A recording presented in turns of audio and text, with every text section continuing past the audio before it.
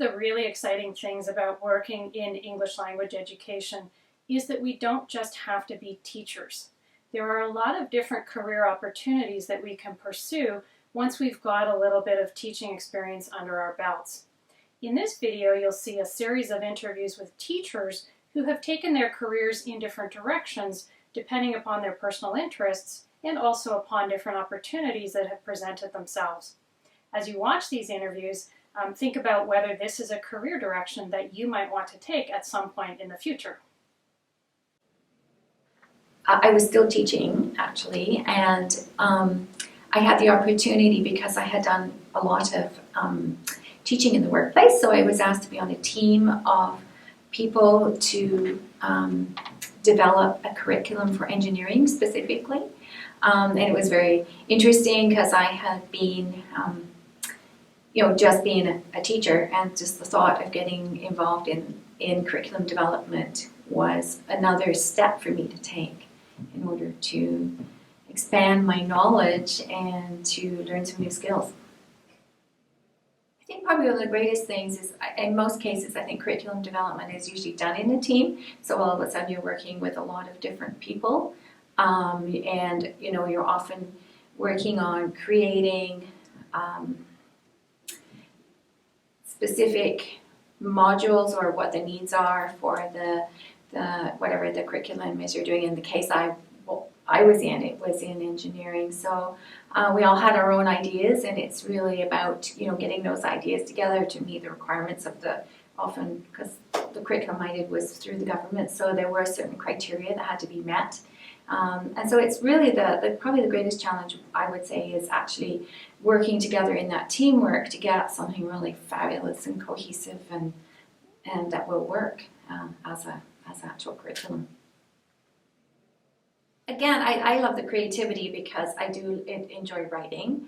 So there was a lot of, we got to, in terms of, and I'm going to go back to the fact it was engineering, we got to think about the kinds of, let's say language functions that engineers would need, and then we needed to think of the creativity that would go into the activities that you could sort of suggest that could be done within a curriculum to get to the outcomes that you wanted. So that was really fabulous. I think the thing that they really have to think about is time, because it is not something that just you put together. It takes a lot of tweaking, a lot of doing and redoing. Sometimes you're working on deadlines, and it's a commitment. In my case, I often had deadlines when things had to be completed, so I often had a lot of late nights. You have to be able to take criticism, because there's always, unless you are actually the full curriculum developer, but there's always somebody who's your editor, and so things get sent back to the drawing board. So I think those are things that need to be really thought about in terms of getting into that kind of curriculum development.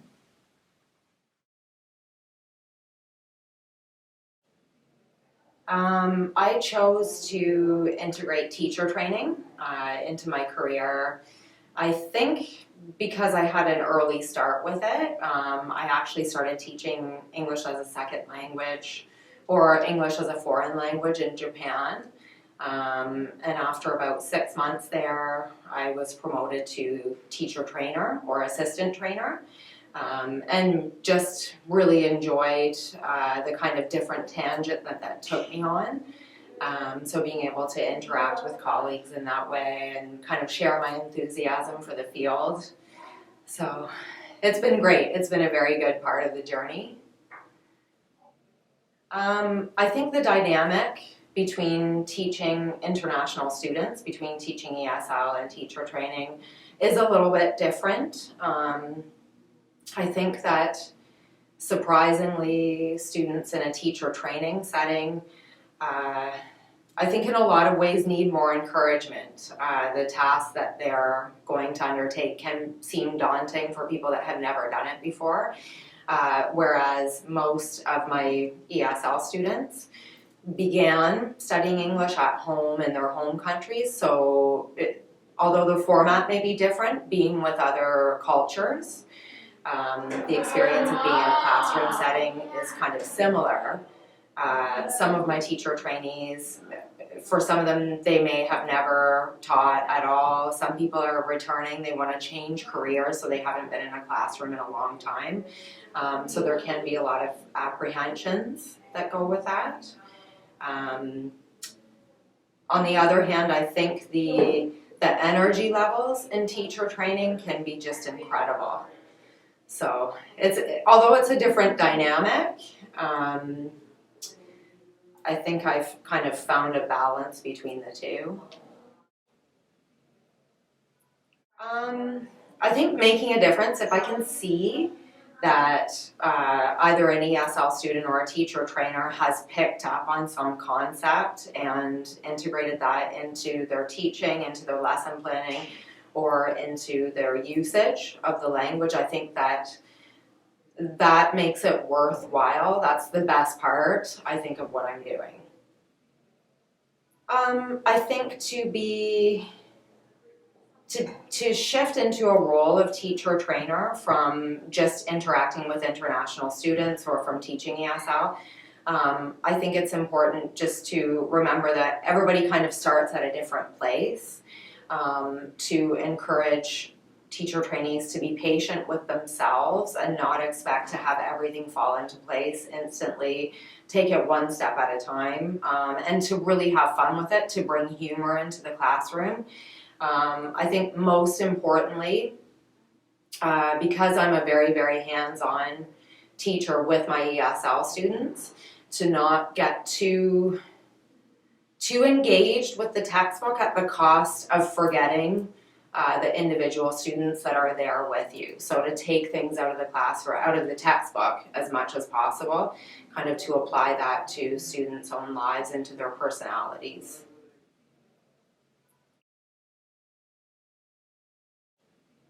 Okay, so I'm the TESOL coordinator, TESOL coordinator for Renison College.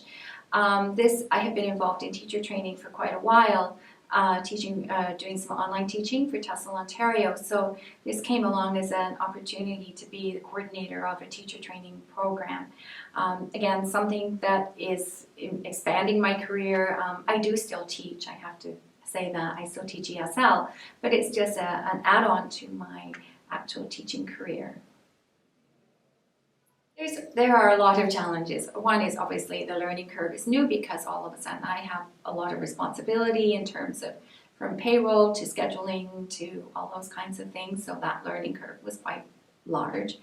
Probably I would say the greatest challenges I myself have faced so far would be things like finding mentor teachers or finding practicum placement teachers or looking for practicum teachers and then finding out they don't have enough hours under their belt for TESOL Ontario or TESOL Canada, all those kinds of things.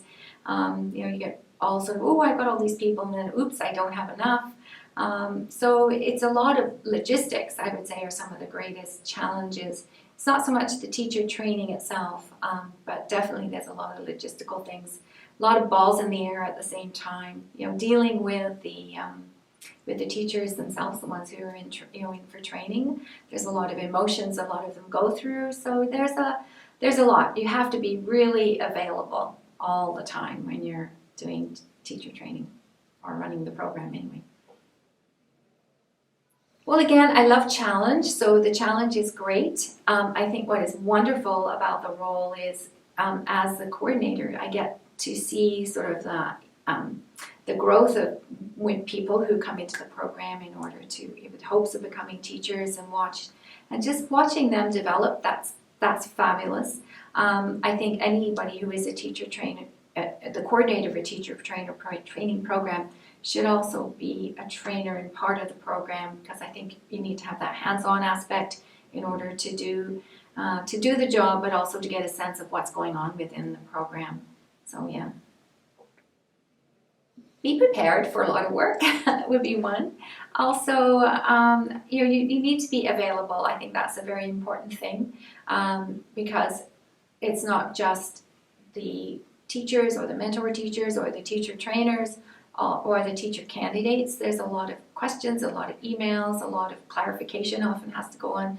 So I think it's very, very important to always be sort of LinkedIn, let's say, with your email in order to respond to those questions, because a lot of times the questions need to be, especially if it's a concern or a fear of say one of the teacher candidates, you don't want to leave it go for a day or two. You want to get right on it. So I found I was emailing at all kinds of times of the day or night in order to get problems solved.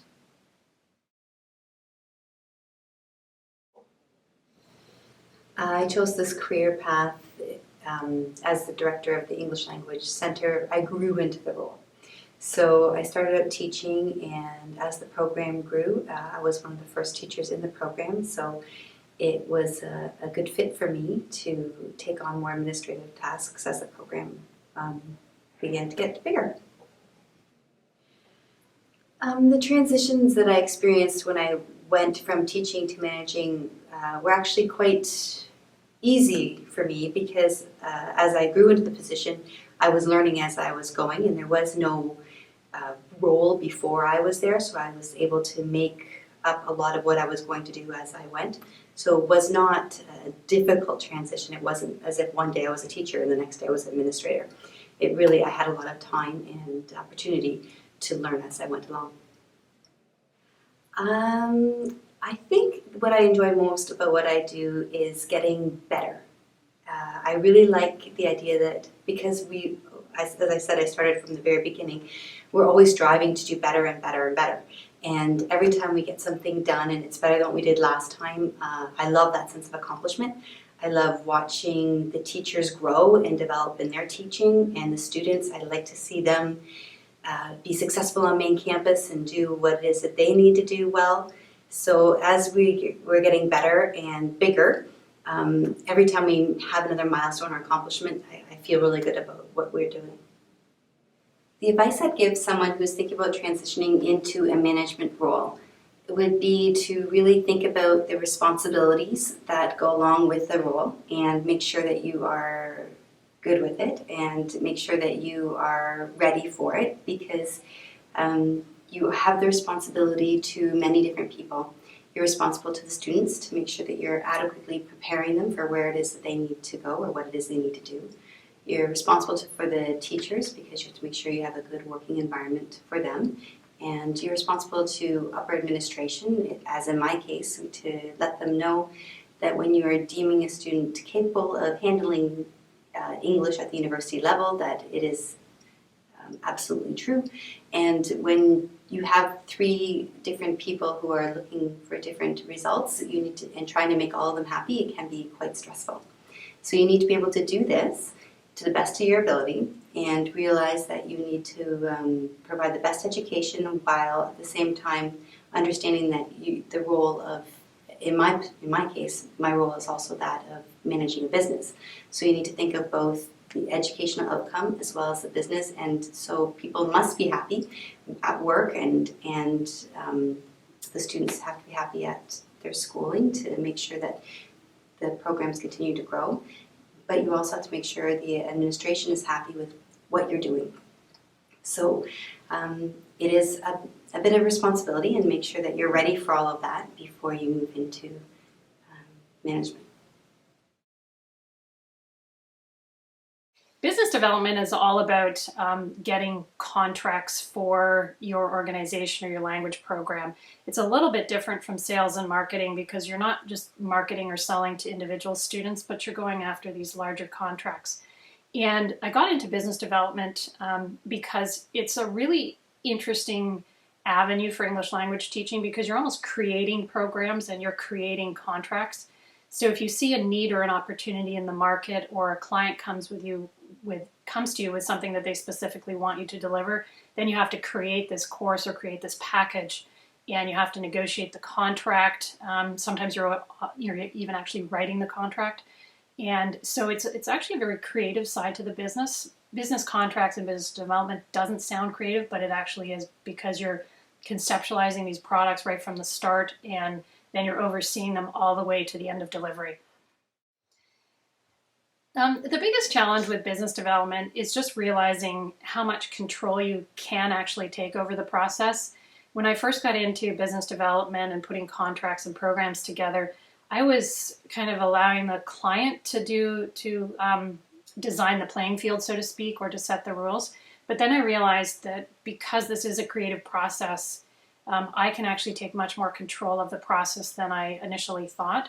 So that just giving myself permission to take control of the business development process a lot more than I thought I could was actually one of the challenges. I really had to change my mindset in how I was approaching things.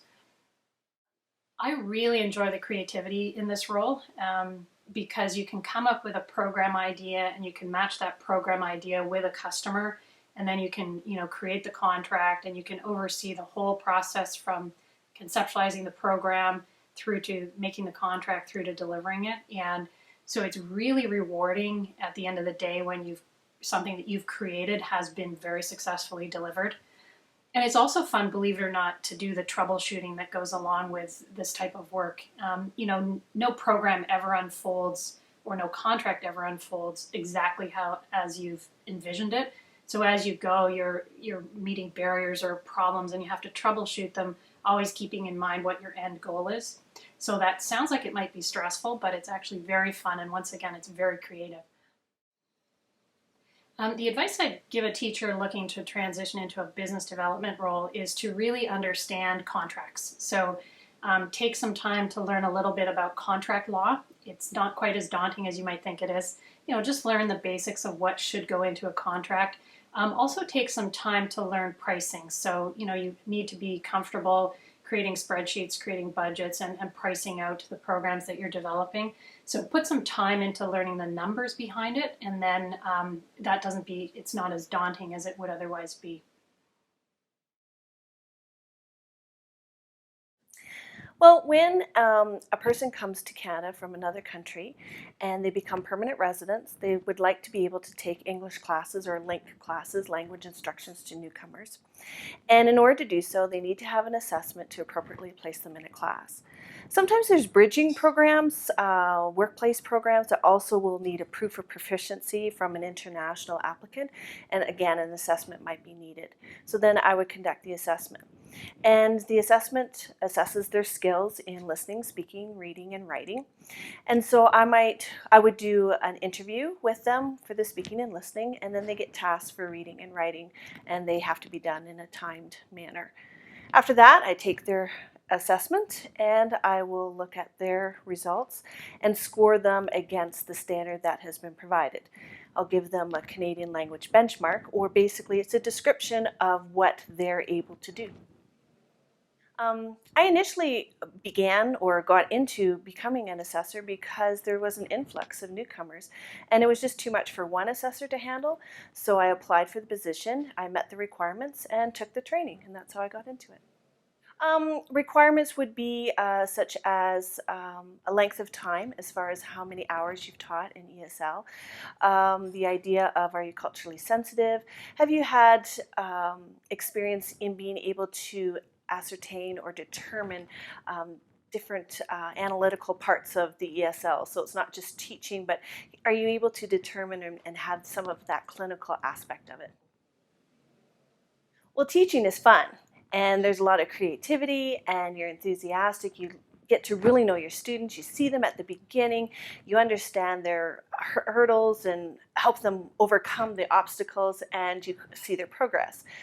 Whereas assessing is very clinical, it's analytical. I always picture it like you're taking a picture.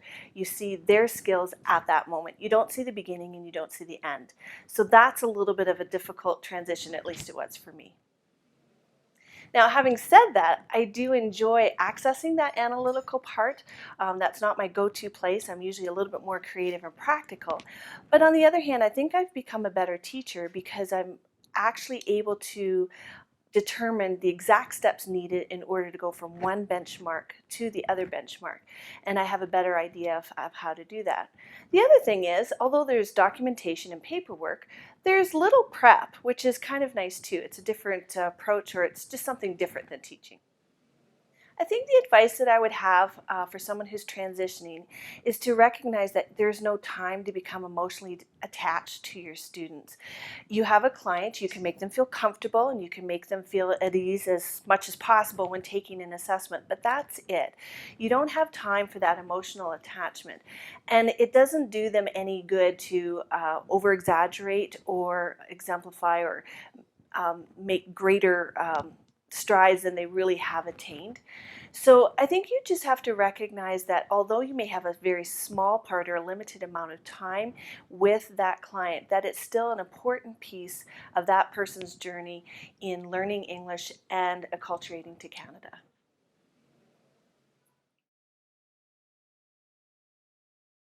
Okay, yes, it's called IELTS, or International English Language Testing System, among those who work there. I'm an examiner, and I test people's speaking ability, and then I mark the essays that they've written. So I'm a speaking and writing examiner for the IELTS organization. Okay, well, for me, it's a part-time job. It's in addition to my full-time teaching job, which I do elsewhere. IELTS happens a couple of times a month, Saturday afternoons, say 4 hours at a time, in which I would interview anywhere from a dozen to 14 or 15 candidates, and then give them a score, based on their pronunciation, their grammar, their vocabulary, and their fluency. So I've been doing this for over 6 years, and the good thing about IELTS, it's a highly reputable international organization with really high standards. So every 2 years I have to get recertified, so that IELTS has sort of is consistent in consistently high standards, and that's one of the things I like about it. So that's what the writing portion, being a writing examiner, just means I come in on an off day and spend a couple hours marking their essays. There's nothing too exciting to say about that. That's what I do, but I'm trained to mark those essays in a specific way. So that's the writing. It's the speaking that is a little more, certainly, interactive. About 20 years of teaching experience, and with teaching, you do a lot of testing depending on where you work, or a lot of test writing. So you test yourself in conjunction with colleagues, and where I work with, in conjunction with a curriculum coordinator who's sort of an expert in testing and test writing. So there was that, and then I was also in the middle of a master's degree in English language teaching, and one of the courses was indeed testing in English. So I was getting a lot of theory there. So that sort of set me up well to start doing this about 6 years ago. So really, I think there were two challenges for me. One is that in this role, you're a pure examiner. You're not a teacher. And normally, and after years and years of experience as a teacher, where your role in when you're trying to get somebody to talk is to help them talk, the little hints and this sort of thing, and smile and be as warm as possible.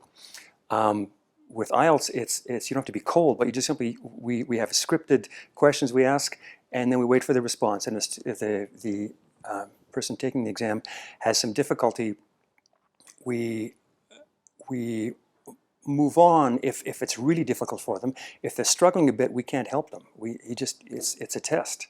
And so it's like a different hat. It's not teacher hat. I take off my teacher hat and put on my examiner hat and do that. Now I've become quite good. I don't know, it's a bit, so I've now, I think, it'll do that fairly quickly, just to flip a switch as I walk in the door.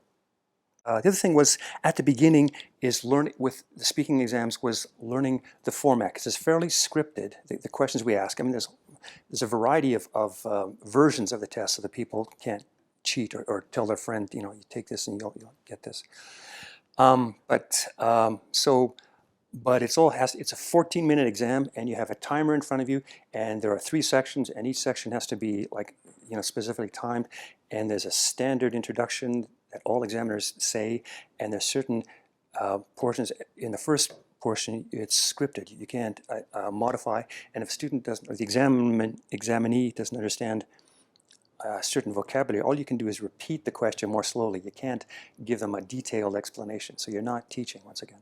So at the beginning, I found I was really nervous about learning sticking to the correct timings and getting the script right and everything. But now it's flows fairly well after 6 years or so doing it. Some of the things I enjoy about doing this are, first of all, there's no prep. Most teaching is teaching as opposed to being an examiner for IELTS. Teaching, you have to prepare ahead of time. You have to look at your lesson, create a lesson plan, etc. Here, there's nothing. You just, if you're a trained examiner, you just walk in and arrive early enough, sit down, get set up, and go. I like that. There's great support. They have examiner trainers who you can go and talk to. And in the first couple of years when I was doing it, I was quite nervous that my scores maybe weren't in the ballpark where they should have been. So I kept going back to my examiner trainer and just to get that reassurance. So there was good support that way. Okay, the final thing I enjoy about being an IELTS examiner is being a part of a highly respected worldwide organization, which is doing very well in business sense. So that two things. When I say I'm an IELTS examiner, not that I'm looking for respect, but people, students especially, see that as like akin to almost like a master's degree, and then there's also lots of work. So I work a lot, so I appreciate both those elements.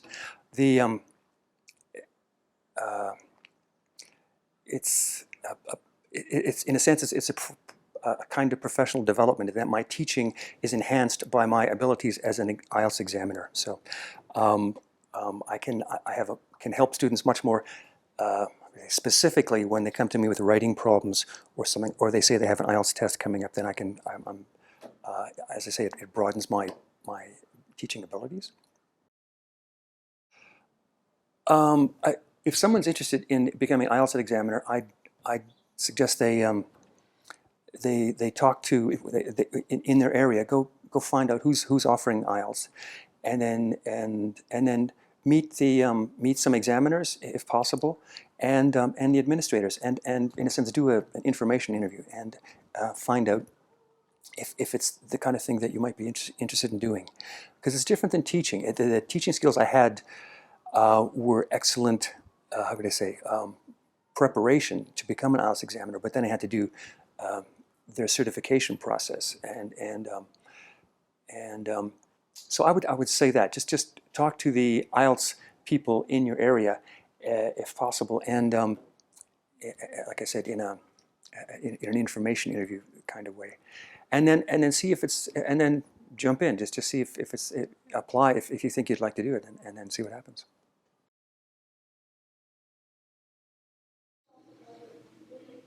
For the last 20 years, ESL has expanded quite a bit in Canada and across the world. And when I was finishing my university, I was looking at many options. As a MEd person who's qualified for teaching in the public sector, I had a taste of working with ESL students, and I compared that with working in the public sector, and really was drawn towards the private sector with the ESL students. I really enjoyed working with the students because the majority of them such a passion for learning. Unlike in the public sector, in the high schools, sometimes we're pulling teeth to get the students to really want to learn.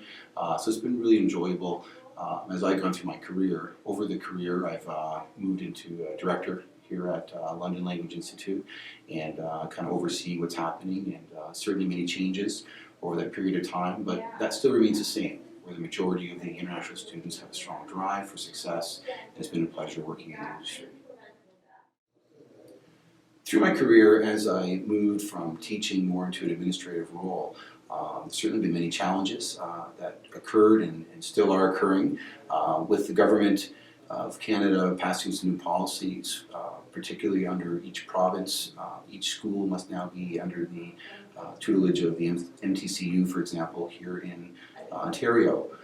There's a lot of red tape that goes along with this. I think in the end, it's a lot of work for the administrators to go through this and to understand all the different policies and immigration changes, but it protects the students.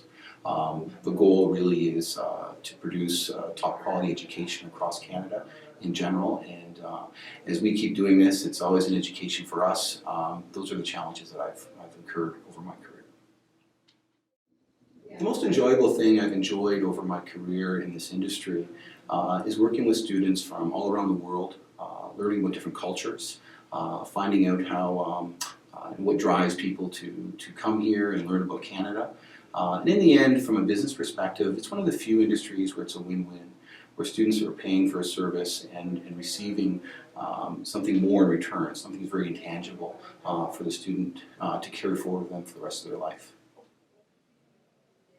For any teachers who are looking at moving into more of an administrative role, I think the most important thing is to always keep contact with your students. Getting behind the desk all the time and getting caught up in a lot of the red tape that you have to deal with can be a little monotonous, and it's very, very important that you have touch with the students. Things are always changing month to month and class to class, depending on the demographics and group that you have. So always keep in contact with them, take the opportunity to meet with every one of them, try to know them by name, and I think you'll have a great career moving forward.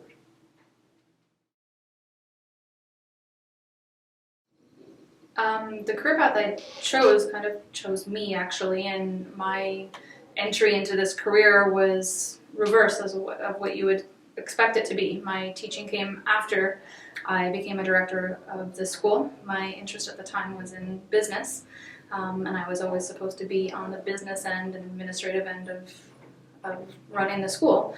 However, after meeting the students and helping them with their learning needs, I found a passion for teaching as well, and began qualifying myself through taking a TESOL certification course and later on my master's in applied linguistics, so that I could have the best of both worlds. I am involved in the administration of the business, but I also am actively involved in the classrooms as an instructor. When I first started teaching, after having worked in the office for a couple of years, I really went into teaching thinking that if I knew English and spoke English and could write English, I could also teach it.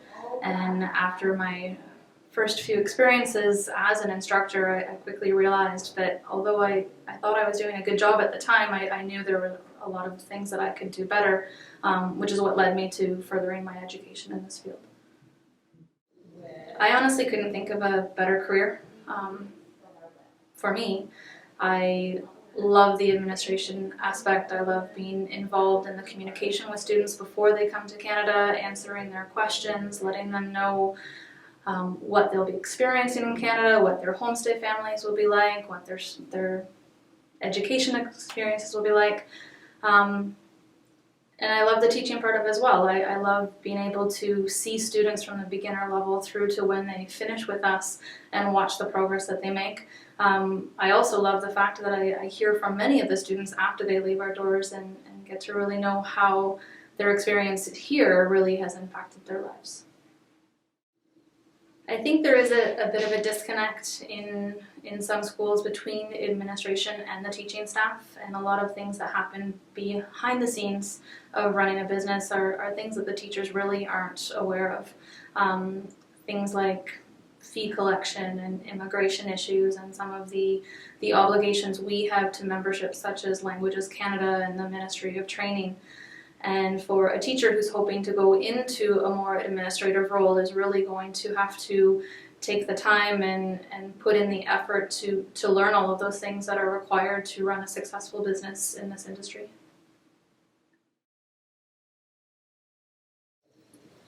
I chose to write a textbook because really I couldn't find a textbook that I liked, that I wanted to use myself.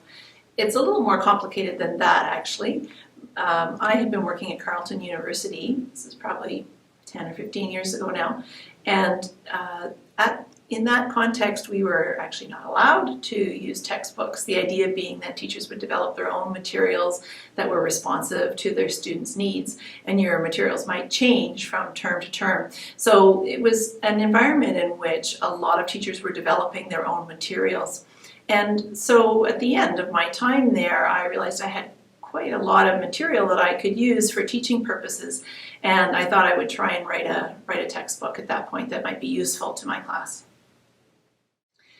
Well, the challenges with writing a textbook are many. One is that there's no perfect textbook. There's no such thing as a perfect textbook because contexts in which people teach are so varied. For example, some people teach discrete skills and others teach integrated skills. Some people want more of a focus on accuracy or more of a grammar support. Other people want more of a communicative approach. Some people want more of a product type approach to their writing, and other people want more of a process type approach. And all of those variables then create a context which can be very unique, even from school to school in the same country, even at the same level. So you can write a textbook, but to write a textbook that is generally applicable to a wide market is challenging.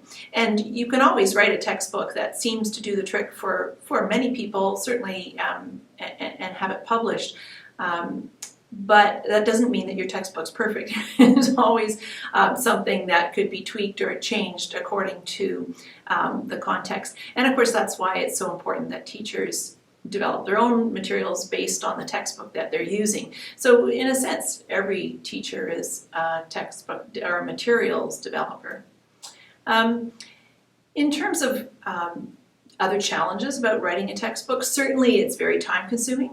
So I always just think of it as time in the chair. You just have to spend time in the chair. And the actual writing of the textbook is really only about a third of the work that goes into producing a textbook. The other half of it is the production of it, sort of the layout and the design of the book. And then the other third would be the marketing and distribution of it.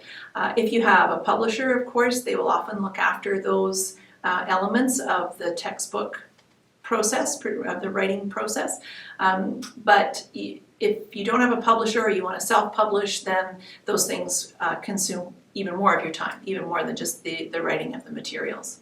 So it's a worthwhile endeavor, I would say, because you get the materials that you want, that you like to do. It's professionally rewarding, but it is challenging for sure. I think I enjoyed most when I wrote the textbook. I think the thing I enjoyed the most was the creative aspect of it. Creating materials or writing materials, I guess, is a very creative endeavor, and that's really enjoyable. I like the analytical process of really scrutinizing inputs and looking at what you can use those inputs, whether it's an oral text or a written text, what you can do with those texts, how you can exploit the text to use them to their fullest. So for every reading you have, can you find a grammar point? Can you find an organizational point, a content point that becomes a teachable element? Is there a strategy that would work particularly well with this particular input? How do you integrate the instruction of that strategy within the actual reading of the input or the listening of the input? And then what kind of an output can be generated based on the content? So all of that I really enjoy. And I've been fortunate in that I have very supportive colleagues, and so I also enjoy hearing what they do with my materials and how they find the materials work with their classes. If you're thinking of writing a textbook, I would encourage you to do it. I think, again, I did mention just the time in the chair. It does certainly take a lot of time. Think 2 or 3 years out before you develop your materials and get them into a situation where they are publishable. Keep track of the source of every input that you hope to use, every listening or sound file or every reading. Make sure you know where it comes from, because you'll need to seek permissions, or your publisher will need to seek permission for those. And seeking permissions is actually an interesting thing. Sometimes it can be expensive to get permissions. There's nationwide permissions, and there's also global permissions. And so you keep track of what you want to use as an input. You may not be able to use all the inputs that you think you can. Although maybe that's not, I mean, I do want to be encouraging of people to do it. Also, the publishing industry is really changing right now from the typical paper textbook or paper and pen textbook that you might see, workbook where your students might write in it, to a much more online provision of information. And you see the industry shifting there because almost every textbook now has an online website that accompanies the book. And there's a lot of good activities and exercises, a lot of value added there that students can extract from a website. The industry itself now is pushing towards almost more stuff online than actually in a textbook. So the hardcover textbook, I think, is going, the paper textbook anyways, I think I think sales are certainly going to be much reduced. So you may want to think carefully about whether you want to self-publish or whether you want to work with a publisher. It's definitely easier to work with a publisher, but it's hard to get the publisher's attention for your materials. One way that you can do that is to agree to write reviews for other materials. You can agree to write online supportive companion website material for a textbook that's already being written by somebody else. So that's one thing. Publishers are always looking for people to review books and potential material for publication. And if you do a good job with that, or if they ask you to write something for a website and you do a good job with that, then they may come back and ask you to write your own textbook, or certainly they'll be more open to your proposal to write your own textbook if you get around to writing a proposal. So just keep all your avenues open and be prepared to work hard and enjoy the process, the creative process.